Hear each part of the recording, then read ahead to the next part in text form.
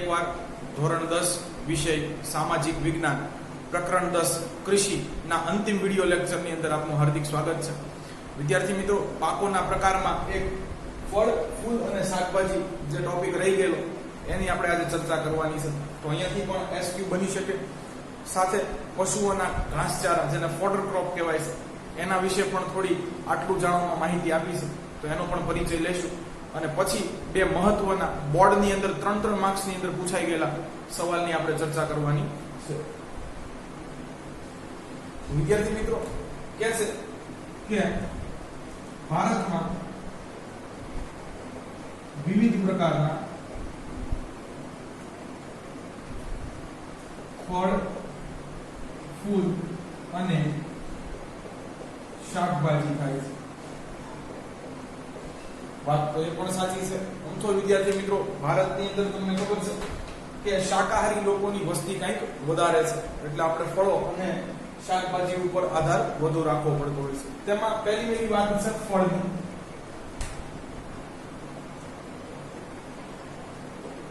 વિદ્યાર્થી મિત્રો, ફળોના ઉત્પાદનમાં ચીન પછી છે એ ભારત બીજા ક્રમે છે. આ પણ નોંધવા જેવું ખરું. ફળોના ઉત્પાદનમાં ચીન પછી ભારતનો ક્રમ બીજો છે. વિદ્યાર્થી મિત્રો, જનરલી ચીનના લોકો માટે કહેવાય છે કે માંસાહાર અને વિવિધ પ્રકારના વ્યંજનો જે માંસાહારી છે એ ખાય છે, પણ તે લોકો સૌથી વધુ ફ્રૂટ્સ એન્ડ વેજીટેબલ્સ પણ ખાય છે. દુનિયાના 40% સફરજન માત્ર એટલું ચીન પ્રોડ્યુસ કરે છે. ચીન છે વિદ્યાર્થી મિત્રો કે ફળોના ઉત્પાદનની અંદર પણ અવ્વલ છે અને અહીંયા પણ આપણે છે બીજા નંબરે છે. ચલો, ભારતમાં કયા પ્રકારના છે એ ફળો થાય છે એ જોઈએ. છે ભારતમાં મુખ્યત્વે બરોબર કેરી, કેળા, સફરજન, બરોબર. આ 3 તો મોસ્ટ ઓફલી આપણા ઘરે આવે જ છે. પછી દ્રાક્ષ, નારંગી, નાશપતિ વગેરે ફળો થાય છે. આ ઉપરાંત ઘણી બધી લિસ્ટ લાંબી છે, આપણે જાણીએ છીએ વિદ્યાર્થી મિત્રો. ચાલો, હવે તો કે ભાઈ કેળા છે એ કયા રાજ્યમાં પાકે છે? તો વિદ્યાર્થી મિત્રો, અહીંયા ફરીથી એક સૂત્ર યાદ રાખવાનું છે, ગ મ ત. ગુજરાત, મહારાષ્ટ્ર અને તામિલનાડુ.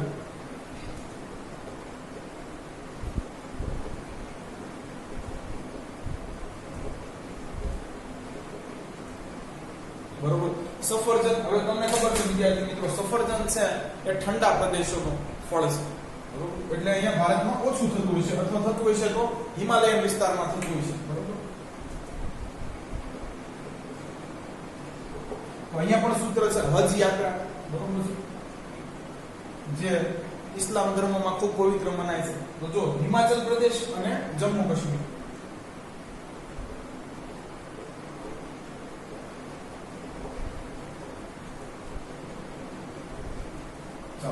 પછી દ્રાક્ષની વાત છે તો એ જોઈએ.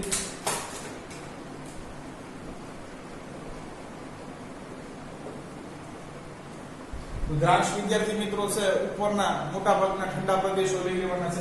તો આપણે લઈએ જમ્મુ એન્ડ કાશ્મીર. પછી તમને ખબર છે હિમાચલ પ્રદેશ પણ.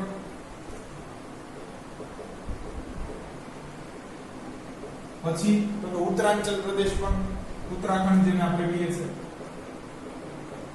ચાલો, પછી આ બાજુના લઈ લીધા બધા, બરોબર છે. ઉત્તર પૂર્વ બાજુના. હવે ઉત્તર પશ્ચિમ બાજુનું એક લેવાનું છે, પંજાબ. થોડા નીચે પણ જઈએ તો કે છે મહારાષ્ટ્ર, તામિલનાડુ અને આંધ્ર વગેરે. પરંતુ વિદ્યાર્થી મિત્રો, આટલા બધા રાજ્યોની અંદર દ્રાક્ષનું વાવેતર થાય છે, વેલાઓ હોય છે જનરલી, પણ છતાં પણ છે કે ભારત અમુક દેશો પાસેથી દ્રાક્ષની આયાત કરે છે, કારણ કે પૂરતું ઉત્પાદન નથી. આપણે તમને ખબર છે ડ્રાય ફ્રૂટ્સમાં પણ છે એ આનો ઉપયોગ કરીએ છીએ, સૂકા મેવા તરીકે. કે છે દ્રાક્ષનું ઉત્પાદન પૂરતું ના થતું હોવાથી ભારત 3 દેશ પાસેથી આની આયાત કરે છે. પહેલું છે ઓસ્ટ્રેલિયા, બરોબર, બીજું અફઘાનિસ્તાન. જ્યારે આપણે અંગ્રેજીમાં હ્યુમન રોબોટ ભણશું ત્યારે અફઘાની ગ્રેપ્સનો કોન્સેપ્ટ આવશે, અને પાકિસ્તાન બરોબર પાસેથી આયાત. ચાલો, તો અહીંયા વિદ્યાર્થી મિત્રો ફળો વિશેની બધી માહિતી પૂરી થાય છે. આગળ શાકભાજી અને ફૂલ વિશે જોઈએ.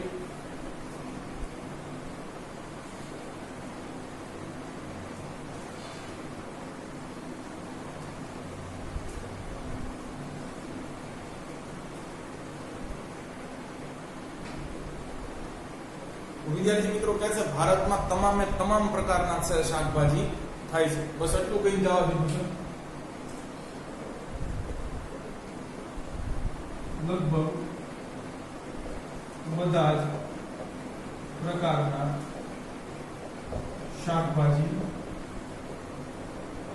થાય છે. ચાલો, તો અહીંયા તમે ઉદાહરણ લખી શકો વિદ્યાર્થી મિત્રો.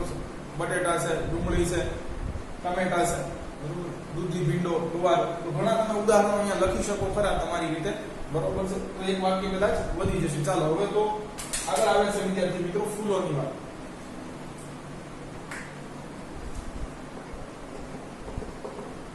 તો ફૂલો માટે પણ વિદ્યાર્થી મિત્રો એક જ સેન્ટેન્સ છે અહીંયા લખેલું છે, બરોબર છે. તો આપણે મોટા ભાગે ફૂલોની છે એ ખેતી કયા કયા ફૂલોની થાય છે એ જોઈ લઈએ. તો અહીંયા ગલગોટો, ગુજ્જુ, મોખરે, બસ આ યાદ રાખવાનું છે, બરોબર છે. તો પહેલો તો યાદ રહી ગલગોટો. પછી તો કે છે ગ ઉપરથી છે ગુલાબ, બરોબર. ગુલકંદ બનાવવા, ગુલાબ જળ, રોઝ વોટર બનાવવા પણ આનો ઉપયોગ થાય છે, બરોબર. જુ, જુઈ, બરોબર. અને મોખરે ઉપરથી મોગરો યાદ રાખવાનો છે. મોગરો વગેરેની ખેતી થાય છે. ચાલો, હવે આટલું જાણવામાં વિદ્યાર્થી મિત્રો છે એ પશુચારા વિશેની વાત કરી છે. એ પણ છે, એનું પણ વાવેતર કરવું પડે છે, કારણ કે ત્યાંથી આપણને દૂધ મળે છે. ચાલો,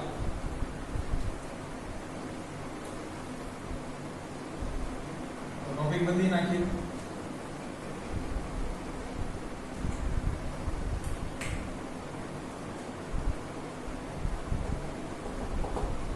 વિદ્યાર્થી મિત્રો ગુજરાતની અંદર પશુચારાનું છે ઉત્પાદન ઓછું થાય છે. આપણી માટે એક ચિંતાનો વિષય છે, કારણ કે દૂધ ઉત્પાદનની અંદર છે ભારતમાં એ ગુજરાત પ્રથમ ક્રમે છે. એ રીતે વિશ્વમાં ભારત પ્રથમ ક્રમે છે. કુલ દૂધ ઉત્પાદનના 22% જેટલું દૂધ ઉત્પાદન ભારત એકલું કરે છે. પરંતુ વિદ્યાર્થી મિત્રો જો પશુચારો ન મળે અથવા મોંઘો થઈ જાય તો આપણી માટે આ ચિંતાનો વિષય છે, કારણ કે પછી તો દૂધ અને દૂધની બનાવટોના ભાવ પણ ધીરે ધીરે વધતા થશે. તો આવું શા માટે? તો કે છે ગુજરાતના છે ખેડૂતો રોકડિયા પાકનું વાવેતર વધુ કરે છે, રાધર દેન પશુચારાને બદલે, ફોડર ક્રોપને બદલે, એટલે આનું ઉત્પાદન છે એ ગુજરાતની અંદર ઓછું થાય છે. ચાલો લખી કે છે ગુજરાતના ખેડૂતો રોકડિયા પાકનું વાવેતર વધુ કરે છે, તેથી પશુચારાના વાવેતરનું પ્રમાણ ઘટ્યું છે. કહેશે કે કેવા કેવા પ્રકારના પશુચારા છે એ વાવવામાં આવે છે. તો અહીંયા 8 નામ આપ્યા છે વિદ્યાર્થી મિત્રો, યાદ રાખવાના છે, બરોબર. કહેશે કે ભારતમાં, હવે આપણે એક છે એ લખીએ, બરોબર છે. ધામણ, બરોબર છે.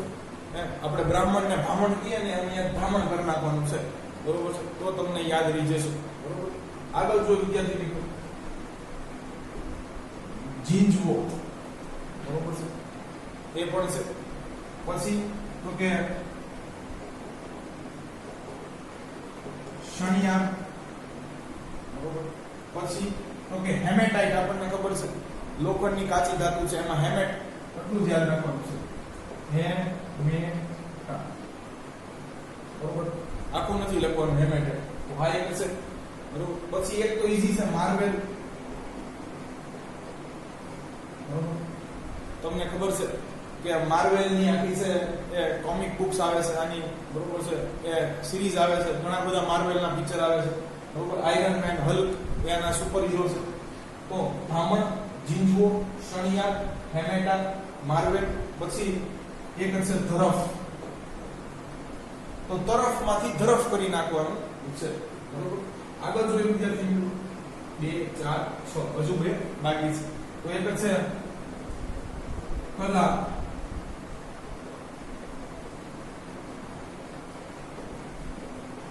ટોરિયા, બરોબર. આ પણ તમારે એક યાદ રાખવાનું છે, બરોબર. કલાટોરિયા, થોડું નામ છે એ ટિપિકલ છે, ઓડ છે, પણ યાદ રાખવું પડશે. અને એક છે અંજન, બરોબર. તો વગેરે પ્રકારના છે ફોડરક્રોફ, પશુચારા, ગોવાઈ છે, બરોબર. કે છે આની લણણી છે એ ઓક્ટોબર મહિનામાં કરવામાં આવે છે. એમસીક્યુ બને, બરોબર. પશુચારાની લણણી,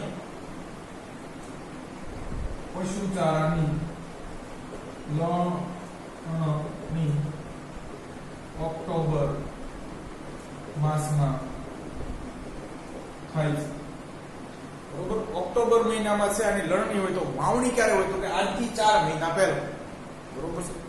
તો તમને ખબર છે ઓક્ટોબર, નવેમ્બર, ડિસેમ્બર એટલે આ છે 10th મંથ છે.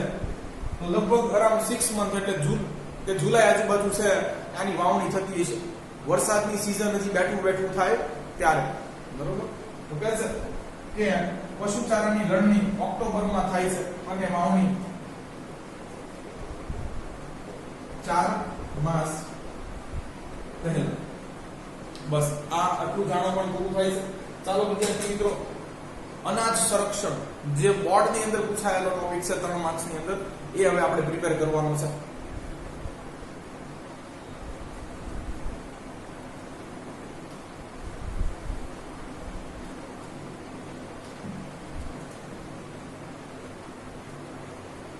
તો સવાલ આવી રીતે પૂછાય, ભારતમાં શા માટે અનાજ સંરક્ષણ જરૂરી બન્યું છે?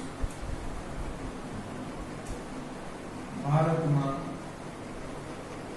શા માટે અનાજ સંરક્ષણ જરૂરી બન્યું છે? તો વિદ્યાર્થી મિત્રો કહે છે માત્ર ભારત માટે નહીં, કે અનાજ છે એ તમને ખબર લાંબા ગાળા સુધી બગડી જતું નથી, બરોબર છે. અવધિ લાંબી હોય છે, અન્ય છે શાકભાજી, ફળો કરતા.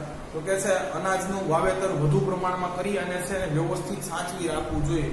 આવું શા માટે? તો કે છે કે માત્ર ભારત માટે નહીં, પરંતુ વિશ્વના લગભગ તમામ દેશો માટે છે અનાજ સંરક્ષણ એક મહત્વની બાબત છે. તો પહેલું વાક્ય લખ્યું, વિશ્વના તમામ દેશો માટે અનાજ સંરક્ષણ જરૂરી છે. કે વધુ ને વધુ ઉત્પાદન કરવાનો સ્ટોક રાખો. શા માટે એનો સ્ટોક રાખવો જરૂરી છે?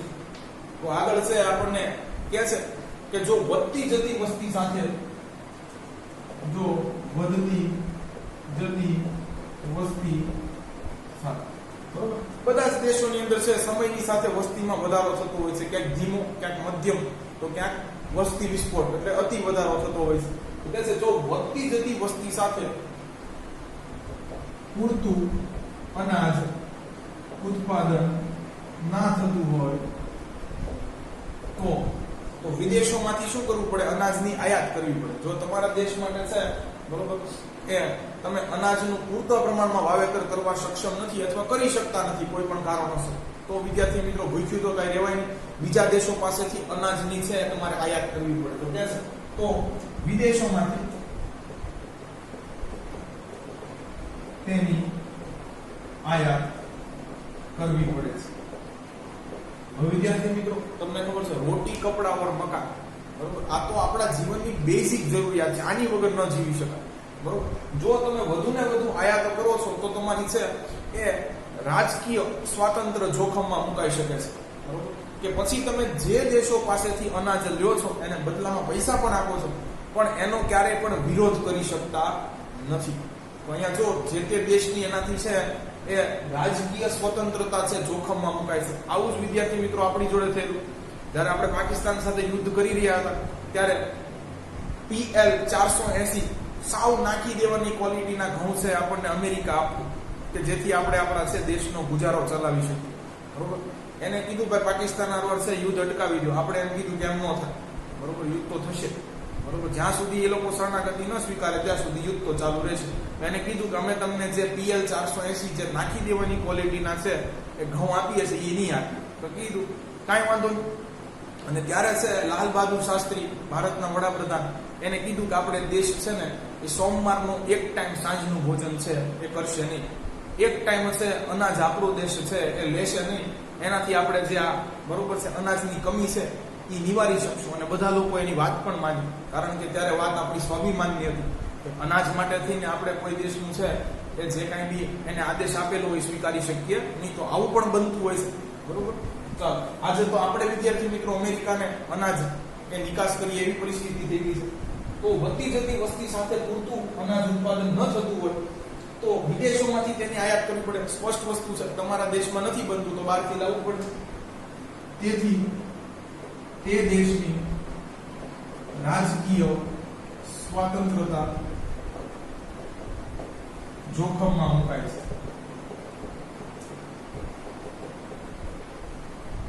એ પણ વાત સાચી છે. પણ કહે છે કે હરિયાળી ક્રાંતિ થઈ છે એટલે ભારતમાં તો અનાજ ઉત્પાદન વધ્યું છે. ભારતમાં હરિયાળી ક્રાંતિ પછી અનાજ ઉત્પાદન વધ્યું છે. 1960 પછી ભારતમાં એ અનાજ ઉત્પાદનમાં પુષ્કળ વધારો થયો આપણે જાણીએ છીએ. ચાલો કેટલું વધ્યું છે તો કહે છે કે 1951 વખતે શું કન્ડિશન હતી અને હાલમાં શું કન્ડિશન છે. બરોબર, તો કહે છે ઈસવીસન 1951 માં ભારતની વસ્તી 36 કરોડ 10 લાખ હતી. એટલે એટલી બધી વધારે નહોતી વિદ્યાર્થી. 36 કરોડ 10 લાખ હતી. ત્યારે આપણું અનાજ ઉત્પાદન કેટલું હતું જોઈએ. ત્યારે આપણું વાર્ષિક અનાજ ઉત્પાદન 51 કરોડ ટન 51 કરોડ ટન હતું. આ બધું પણ પૂછાઈ શકે વિદ્યાર્થી મિત્રો, અંડરલાઈન કરતા જઈએ. 51 કરોડ 1951 ની વાત 51 યાદ રહી જશે. બરોબર, વસ્તી ત્યારે હતી 36 કરોડ 10 લાખ. આજે શું છે તો કે આજે અનાજ ઉત્પાદનની સાથે દેશની વસ્તી એટલી બધી વધી છે, એ પાછું ધ્યાનમાં લેવા જેવું છે. કે છે આજે અનાજ ઉત્પાદનમાં વધારાની સાથે દેશની વસ્તી પણ વધી છે. તો કે આજનું બોલો તો કે આજની વસ્તી લગભગ 125 કરોડ જેટલી છે. બરોબર, આજથી 3-4 વર્ષ પહેલાની વાત છે. હાલમાં ભારતની લગભગ અંદાજિત વસ્તી 137 કરોડ મનાય છે. કે છે બરોબર કે આજે ભારતની વસ્તી 125 કરોડ કરતા પણ વધારે છે. ચાલો, તો હવે અનાજ ઉત્પાદન કેટલું થયું છે એની કેસીસ તો કે છે અહીંયા વિદ્યાર્થી મિત્રો ઘણું બધું વધારે થયું છે. બરોબર છે, 1951 ની પરિસ્થિતિ હતી એની કરતા તો ઘણું સારું છે. જોઈએ આવું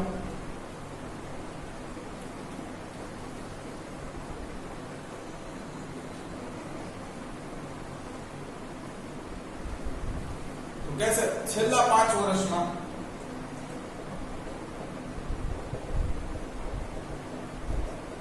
અનાજનું વાર્ષિક ઉત્પાદન વિક્રમજનક છે. બધા રેકોર્ડ તોડી રહ્યા છે. એમાં વિદ્યાર્થી મિત્રો ઈસવીસન 2013-14 માં હાઈએસ્ટ આપણે છે પ્રોડક્શન કર્યું અનાજનું. જોઈએ કેટલું છે. કે છે ઈસવીસન 2013-14 માં ભારતે સૌથી વધુ 265.04 કરોડ ટન અનાજનું ઉત્પાદન કરેલું. બરોબર. એટલે કે આજે કન્ડિશન કેવી છે? તો કે આજે કન્ડિશન એવી છે કે આપણે આપણા દેશની ન્યૂનતમ અનાજની જરૂરિયાત સંતોષી સક્ષમ છે. નિકાસ કરવા છતાં પણ છે આપણે આપણા દેશનું પેટ ભરી શકીએ છીએ. બરોબર છે કે હવે બીજાથી છે એ ઘઉં ચોખાની આયાત કરવાની જરૂર રહી નથી. કે છે આજે આપણો દેશ અનાજની ન્યૂનતમ જરૂરિયાત લોકોની સંતોષવા સક્ષમ છે. ચાલો હવે આપણે પહેલાની જેમ ભાઈ ભીખ નથી માંગવી પડતી. ચાલો આ સારી બાબત છે. પણ વિદ્યાર્થી મિત્રો, વાવેતર કરી લેવાથી કઈ થતું નથી. એનું છે સંગ્રહણ પણ વ્યવસ્થિત કરવું જોઈએ. તો કે છે બરોબર છે કે આજે ભારતમાં વૈજ્ઞાનિક ઢબે અનાજનું સંરક્ષણ થાય છે. વિદ્યાર્થી મિત્રો, જો બરોબર છે વાતાવરણને કારણે એટલે કે ભેજને કારણે, વાતાવરણના ભેજને કારણે અથવા તો કીટકો કે સૂક્ષ્મજીવોને કારણે આ અનાજ છે એ ગોદામોમાં સડી જાય તો શું થાય? વિદ્યાર્થી મિત્રો છે બધી જ આપણી મહેનત ઉપર પાણી ફરી જાય. બરોબર. એટલે વૈજ્ઞાનિક ઢબે તમે ધોરણ 8 ની અંદર પાક ઉત્પાદન અને સંગ્રહણ એનું વ્યવસ્થાપન ભણી ગયા. મોટી મોટી છે એ સાયલો, બરોબર છે, ધાતુના મોટા મોટા લાંબા છે એ પીપ, અને એની અંદર છે એ વ્યવસ્થિત રીતે અનાજ છે એ ભરી દેવામાં આવે છે. બરોબર. જેથી એને ભેજથી છે દૂર રાખી શકાય. અંદર કેટલી વિદ્યાર્થી મિત્રો છે એ દવાઓનો પણ ઉપયોગ કરવામાં આવે છે જેથી અનાજમાં સડો ન લાગે. તો આ બધી વસ્તુ આપણે જાણીએ છીએ. આજે ભારતમાં વૈજ્ઞાનિક ઢબે અનાજનું સંરક્ષણ થાય છે અને જે ડિમાન્ડ પણ છે. આગળ શું કહેશે વિદ્યાર્થી મિત્રો? કહેશે કે આપણા દેશના અનાજના ભંડારો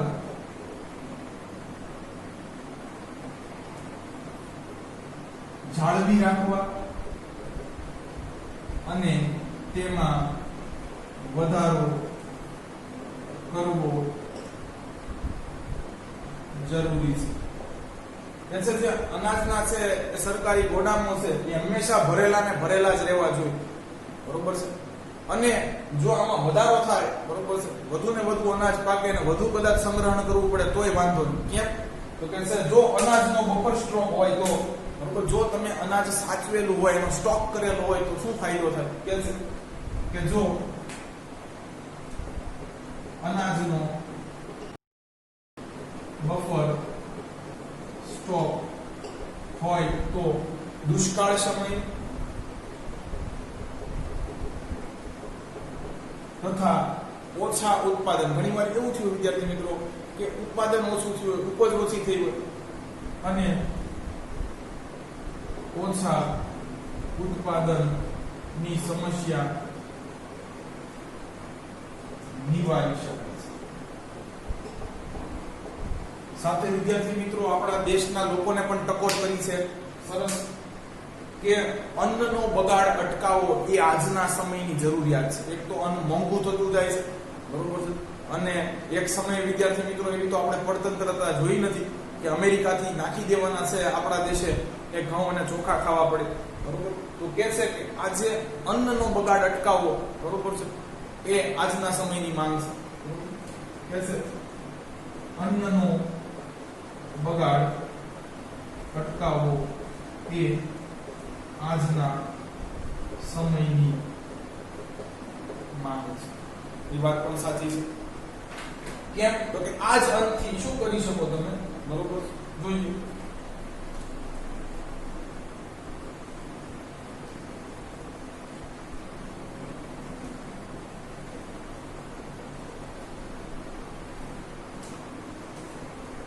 કારણ કે આજ અન્નથી લાખો ગરીબ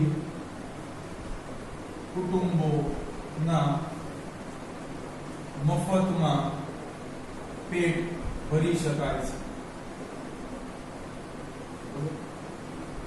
કે છે ગરીબો સુધી સસ્તું અનાજ પહોંચે એના માટે સરકારે બરોબર શું કરવાની જરૂર છે, બરોબર તો એ પણ લખ્યું છે, બરોબર છે કે હજુ પણ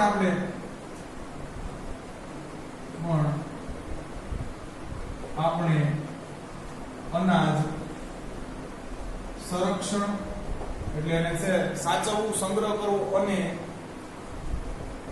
પ્રબંધન, બરોબર પ્રબંધ કરવો એટલે વ્યવસ્થા કરવી, પહોંચાડી આપવું, ગરીબો સુધી પહોંચવું જોઈએ સસ્તા દરે અનાજ, બરોબર આની વ્યવસ્થા સુદૃઢ કરવાની જરૂર છે, બરોબર ની વ્યવસ્થા સુદૃઢ કરવાની જરૂર છે. ચાલો તો આ પણ વાત સાચી છે. આગળ કહે છે કે સરકારે પણ એક છે પ્રશંસનીય કામ કર્યું છે, બરોબર છે ખાદ્ય સુરક્ષા ધારો, બરોબર ફૂડ સિક્યોરિટી એક્ટ પાસ કરીને, બરોબર છે કહે છે સરકારે પણ ખાદ્ય સુરક્ષા ધારા દ્વારા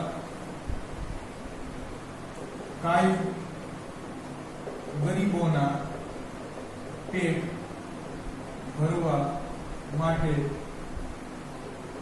કાયદાકીય જોગવાઈ કરીને સારું કાર્ય કર્યું છે.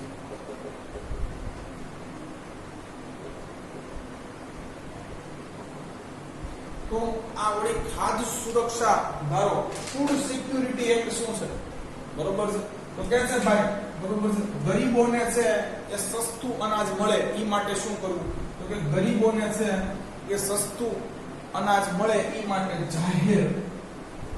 જાહેરમાં વિતરણ વ્યવસ્થા ઊભી કરવી. તો કે આ કેવી રીતે કરશો, તો કે સસ્તા અનાજની દુકાન ખોલી દો કે જ્યાં સરકાર તરફથી છે એ તમને મંડીમાંથી કે બીજે ક્યાંયથી અનાજ મળે એની કરતા માત્ર ગરીબ લોકોને છે જે ગરીબી રેખા નીચે જીવે છે એ લોકોને છે એ સસ્તું અનાજ મળશે. તો ચાલો સસ્તા અનાજની દુકાન ખોલી દો. આમ તમને નહીં ખબર પડે પણ જેને આપણે રેશનિંગની દુકાનો કહીએ છીએ, બરોબર છે વિદ્યાર્થી મિત્રો, તો આપણા દેશની અંદર લાખો આવી છે એ રેશનિંગની દુકાનો ખોલવામાં આવી છે. એ શું કરે છે, તો કે ગરીબી રેખા નીચે જીવતા લોકોને છે એ 2 રૂપિયે પ્રતિ કિલો 2 રૂપિયે પ્રતિ કિલો ઘઉં અને 3 રૂપિયે પ્રતિ કિલો ચોખા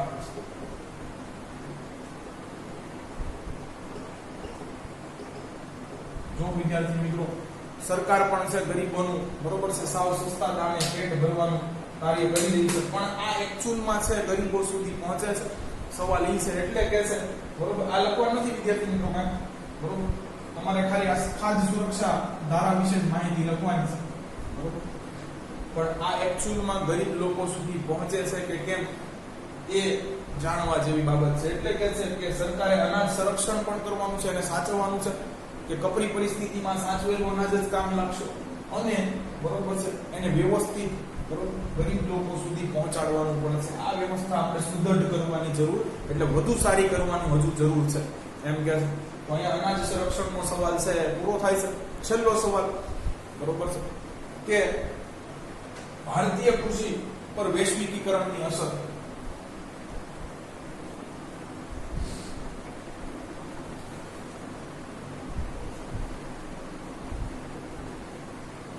વિદ્યાર્થી મિત્રો આ પણ ક્વેશ્ચન છે એ બોર્ડમાં પૂછાઈ ચૂક્યો છે, બરોબર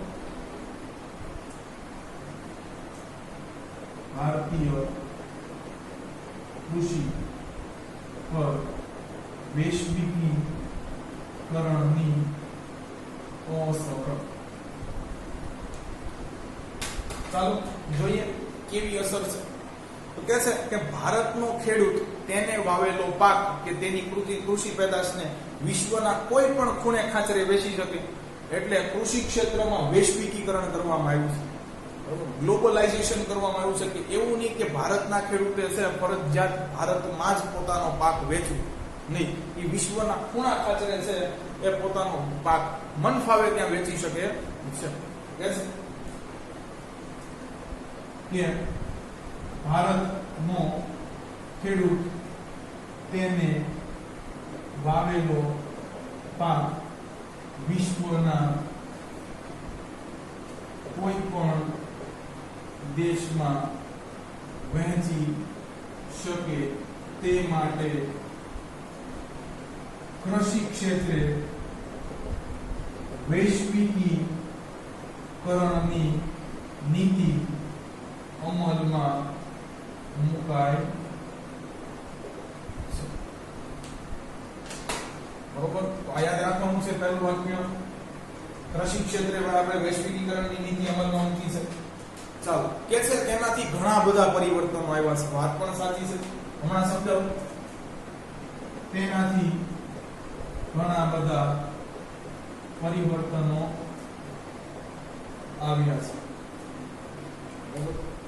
બરાબર, પરિવર્તનોને અંડરલાઈન કરીશું. શું પરિવર્તન આવ્યા એ કે છે કે કૃષિ ક્ષેત્રે આયાત અને નિકાસની પ્રક્રિયા ખૂબ સરળ બનાવી છે.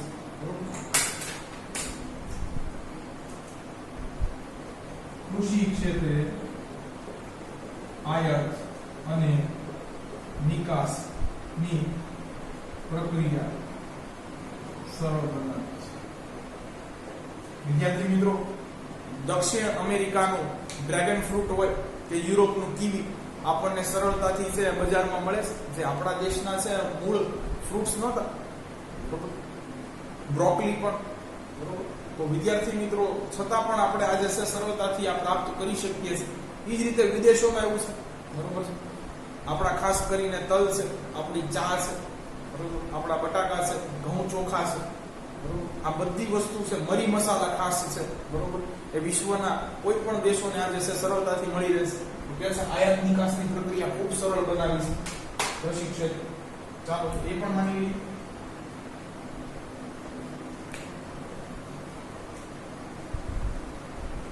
ચાલો આગળ જોઈએ. હવે વિદ્યાર્થી મિત્રો, વૈશ્વિકીકરણ થાય તો માત્ર છે કઈ ગુજરાત કે ભારતની પેદાશો બહાર જાય એવું નથી. બહારથી પણ અહીંયા આવે. તો કે છે કે કૃષિ ક્ષેત્રે વૈશ્વિકીકરણ થતા, બરોબર છે, ભારતની બજારમાં વિદેશી કૃષિ પેદાશો આવતા અહીંયા સ્પર્ધા વધી છે. બરોબર છે. હવે તમે જો જે ક્વોલિટી વાળું ફૂડ હશે એ લોકો પ્રિફર કરશે, કારણ કે હવે વિદેશના છે, બરોબર, એ લોકો પણ આપણે આની પહેલા પણ ભણી ગયા કે દ્રાક્ષભાઈ છે પાકિસ્તાન, અફઘાનિસ્તાન અને ઓસ્ટ્રેલિયાથી આવે છે. બરોબર, તો જો ભારતના પણ છે બજારમાં આપણે પણ દ્રાક્ષ મૂકીએ, ત્યાંથી પણ આવે છે. એટલે જો સ્પર્ધા વધી ગઈ એવી વિદ્યાર્થી મિત્રો, બરોબર, કે છે કૃષિ ક્ષેત્રે વૈશ્વિકીકરણ થતા વિદેશની કૃષિ પેદાશો ભારતમાં આવતા ભારતમાં સ્પર્ધા વધી છે.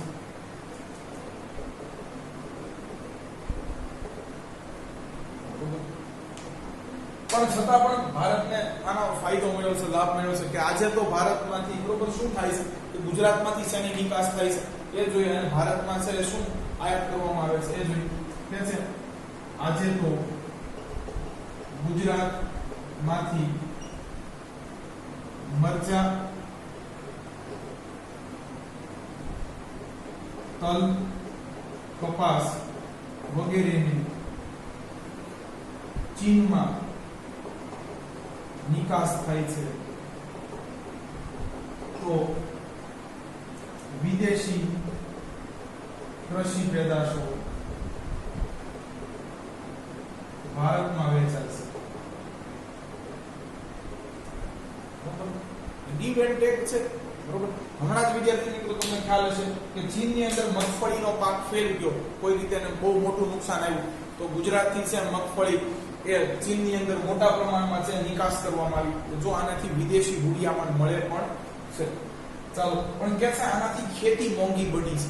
કેમ સમજાવું?